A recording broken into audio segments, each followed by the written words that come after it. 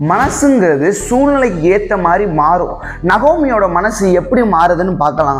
Day 36 life lessons from Bible. அப்பொழுது அவளுடைய மாமி, என் மகளே, நீ சுகமாய் வாழ்ந்திருக்கும்படி உனக்கு சௌக்கியம் தேடாதிருப்பது எப்படின்னு இதை சொல்ற நகோமி தான் மோவாப்ல இருந்து பெத்லெஹேமுக்கு வரும்போது ஜனங்கள்கிட்ட சொல்றாங்க, என் வாழ்க்கை கசப்பு, என்ன மாறான்னு கூப்பிடுங்கன்னு. ஆனா இப்போ போவாஸ்னால கொஞ்சம் ஆண்டவர் தயவு காணிச்சு ரூத்தையும் கதிர்களை புறக்கிட்டு வீட்டுக்கு வந்தனால கொஞ்சம் ஸ்டெடி ஆனோன்னு நகோமி இப்போ உனக்கு சௌக்கியம் தேடணும்னு ரூத்தை பார்த்து சொல்றாங்க.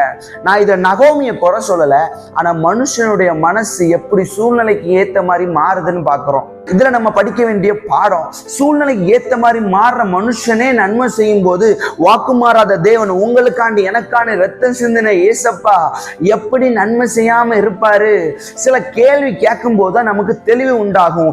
புலம்பிட்டு இருக்க யோபு கிட்ட ஆண்டவர் கேட்காரு, நான் பூமிக்கு அஸ்திபாரம் போடும்போது நீ எங்க இருந்த? நீ அது அறிவாளின்னா என்கிட்ட அதை சொல்லுன்னு சொல்றாரு. இது மட்டும் இல்ல, கொஞ்சம் கேள்வி வரிசையா கேட்டோன்னே யோபு தெளிவடைகிறாரு. நம்மளும் தெளிவடையணும். சூழ்நிலையை பார்த்து குழம்ப கூடாது.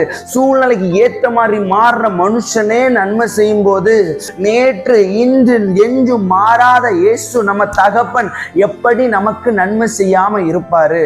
கண்டிப்பா உங்க வாழ்க்கையில என் வாழ்க்கையில நன்மை செய்வார். ஆமென்.